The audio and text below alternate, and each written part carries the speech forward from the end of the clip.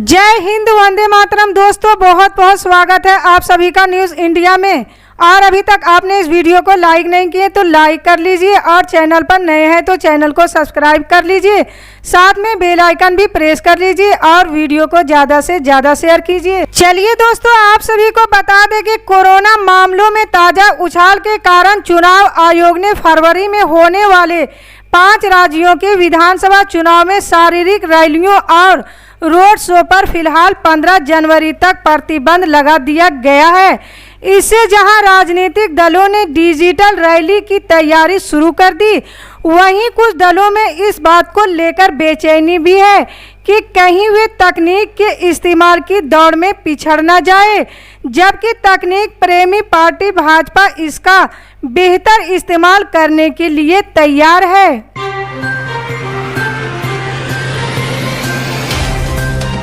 कांग्रेस को यूपी में बहुत जोर का झटका लगा है। कांग्रेस के राष्ट्रीय सचिव इमरान मसूद ने पार्टी छोड़ने की घोषणा कर दी। आज इमरान कांग्रेस को हाथ छोड़कर समाजवादी पार्टी की साइकिल पर सवार होने वाले हैं। सहारनपुर में इंडिया टीवी के स्पेशल शो रिपोर्टर बाइक वाली के दौरान नए प्लान और पुरानी पार्टी को लेकर भविष्यवाणी की। इमरान की बातें कांग्रेस के भविष्य को लेकर भयावह मालूम होती है।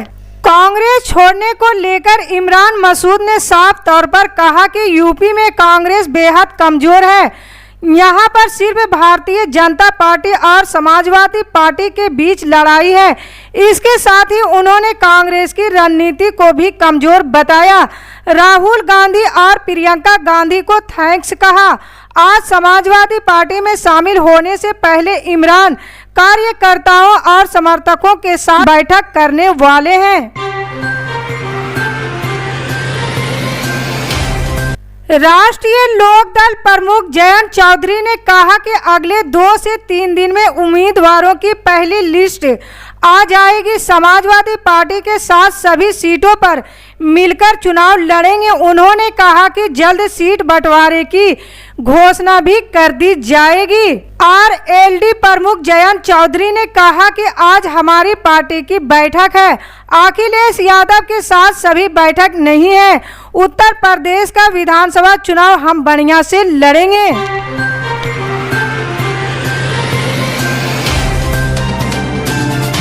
उत्तर प्रदेश में विधानसभा चुनाव की तारीखों का ऐलान हो चुका है। इसके बाद नेताओं के दल बदल का सिलसिला भी शुरू हो गया। बदायूं बिलसी से बीजेपी विधायक राधा कृष्ण शर्मा ने समाजवादी पार्टी का दामन थाम लिया है। सपा ने ट्विटर पर इसकी जानकारी दी।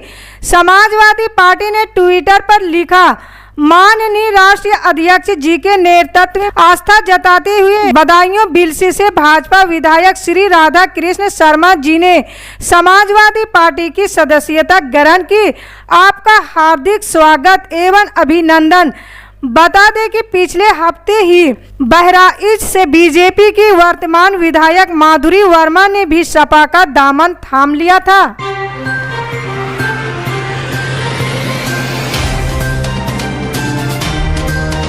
पंजाब विधानसभा चुनाव के लिए आम आदमी पार्टी और संयुक्त समाज मोर्चा के बीच गठबंधन की संभावना खत्म हो गई है। संयुक्त समाज मोर्चा के नेता बलवीर सिंह राजेवाल ने कहा कि पंजाब विधानसभा चुनाव के लिए आम आदमी पार्टी के साथ गठबंधन नहीं होगा।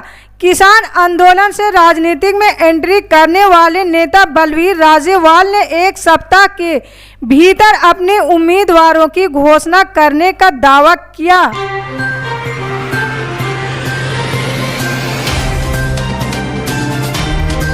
यूपी की राजधानी लखनऊ में आज तक के कार्यक्रम पंचायत आज तक लखनऊ के किसमें कितना है दम सेशन में भारतीय जनता पार्टी के राष्ट्रीय प्रवक्ता डॉक्टर सुधांशु त्रिवेदी, समाजवादी पार्टी के राष्ट्रीय प्रवक्ता अभिषेक मिश्रा, कांग्रेस के वरिष्ठ नेता प्रदीप जैन, बहुजन समाज पार्टी के सांसद श्याम सिंह यादव ने शिरकत की। बीजेपी की राष्ट्रीय प्रवक्ता डॉक्टर सुधांशु त्रिवेदी ने कहा कि मकर संक्रांति के दिन से चुनाव प्रक्रिया शुरू हो रही है।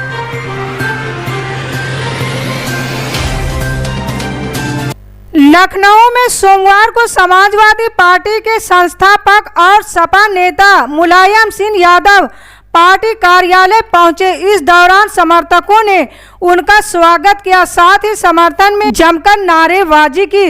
इस दौरान मुलायम सिंह यादव ने कार्यकर्ताओं का अभिवादन स्वीकार किया। बता दें कि यूपी में विधानसभा चुनावों को लेकर सपा समेत सभी पार्टियां तैयारियों में लगी हुई है।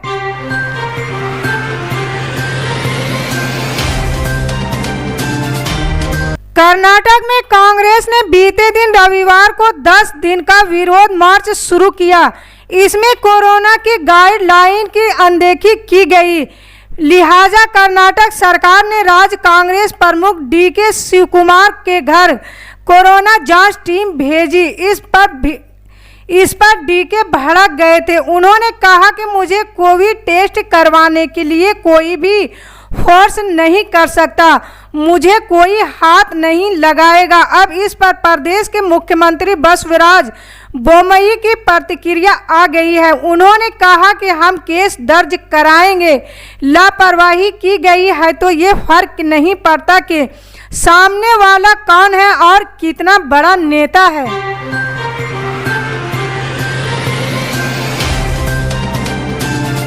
यूपी में विधानसभा चुनाव आते ही सभी पार्टियों ने दमखम लगाना शुरू कर दिया।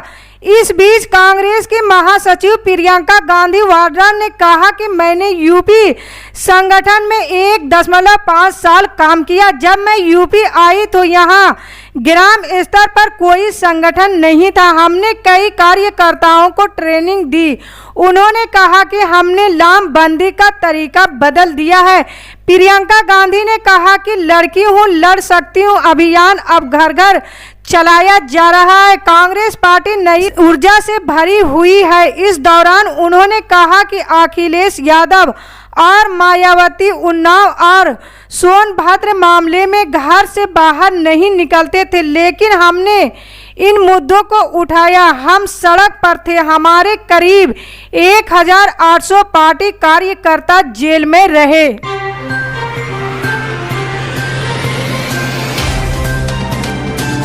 सर्दी के इस मौसम में हिमाचल प्रदेश में बारिश और बर्फबारी का दौर जारी है। मैदानी क्षेत्रों में भारी बारिश हो रही और ऊंचे पहाड़ी क्षेत्रों में बर्फबारी थमने का नाम नहीं ले रही। मंडी जिले के बक्सयार्ड क्षेत्र में भी काफ़ी बर्फबारी हो रही। इसके चलते लोग अपने घरों में कैद से हो गए।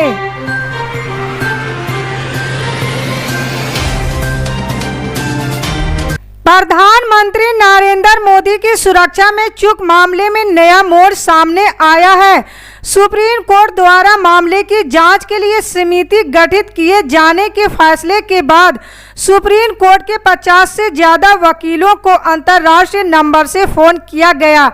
दावा किया जा रहा है कि ये फ़ोन कॉल पीएम मोदी की सुरक्षा में सेंध मामले से संबंधित थे। फ़ोन करके पीएम की सुरक्षा में सेंध लगाने की जिम्मेदारी सिख फॉर जस्टिस संगठन ने ली है।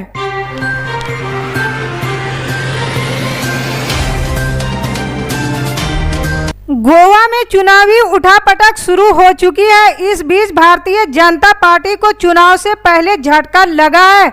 दरअसल मंत्री व विधायक माइकल लोबो ने सोमवार को अपने पद से इस्तीफा दे दिया है। उन्होंने कहा कि मैंने गोवा के मंत्री पद से इस्तीफा दे दिया है। उम्मीद है कि कलामगुट निर्वाचन क्षेत्र के लोग मेरे फैसले का सम्मान करेंगे। दरअसल लोबो पार्टी से नाराज चल रहे थे। उन्होंने आरोप लगाया कि पार्टी अपनी विरासत को भूल गई। इतना ही नहीं, उनके समर्थकों को भी लगातार अनदेखी की जा रही थी। उन्होंने कहा कि मैं अन्य राजनीतिक दलों के साथ बातचीत कर रहा हूं।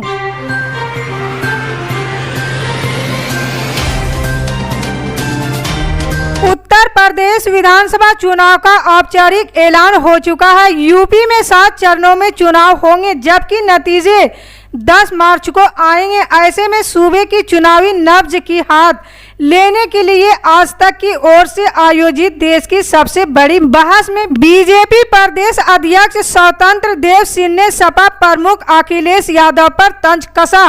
वो बोले कि सपा सरकार में बिजली की ये हालत थी कि किसान थक कर आता तो पंखा खुद हाँकता था, लेकिन आज यूपी में 24 घंटे लाइट मिल रही है और किसान 2 रोटी की जगह 10 रोटी खा रहा है।